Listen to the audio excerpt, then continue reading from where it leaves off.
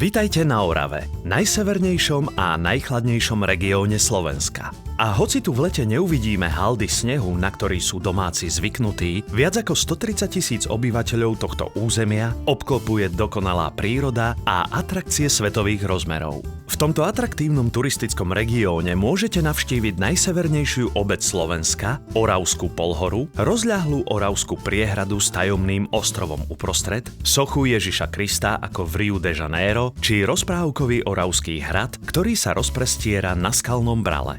Orava je unikátnym miestom nielen na pobyt, ale aj na spôsob života, práve tým, že ľudia sú tu mimoriadne srdeční, štedri vo svojom srdci.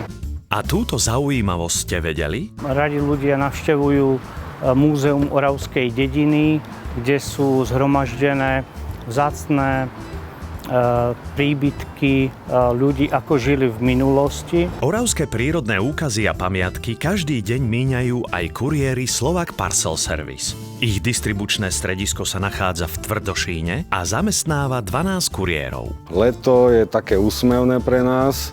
Čo sa týka zimy, musíme mať dobré kontakty na dedinách, na traktoristov. V niektorých obciach ma prosia o to, aby som mal psov, čiže zamestnať mašerov a aby sme mohli fungovať. Letné pneumatiky sú 3 mesiace.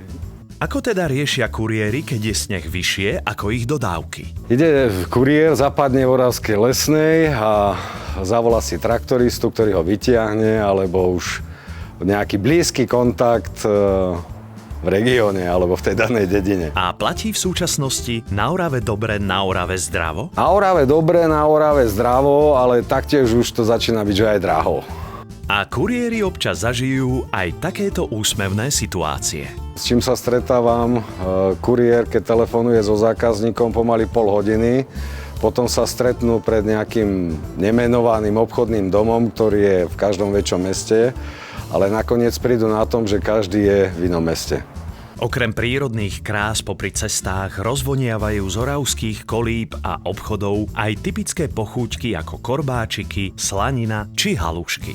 V Trstenej by ste však zacítili aj príjemné arómy z obchodu Voňavý domov, ktorý je SPS Parcel Shopom. Tento obchodník vznikol vlastne ako sen môjho manžela, kde on chcel predávať všetko voňavé. Našim hlavným sortimentom sú voňavé sviečky, vonné difuzéry, vône do auta. Plus sme ten sortiment rozšírili o bytové dekorácie a doplnky v štýle vintage, provencálsky štýl. V čom je tento rodinný obchod unikátny? Aj my Oravci máme radi voňavé veci. Nie len na tanieri, áno, aj v izbe, aj všade okolo nás. Obchodík nášho typu vlastne je široko ďaleko jediný. Tieto vône vlastne na Orave predávame iba my. Čo Voňavému domovu prinieslo prevádzkovanie SPS Parcel Shopu? Prinieslo nám to aj nových zákazníkov, pretože keď si už niekto príde k nám vyzdvihnúť ten balíček, tak veľakrát sa stane, že odíde nie s jedným balíčkom, ale s 2, pretože nakúpi niečo aj u nás.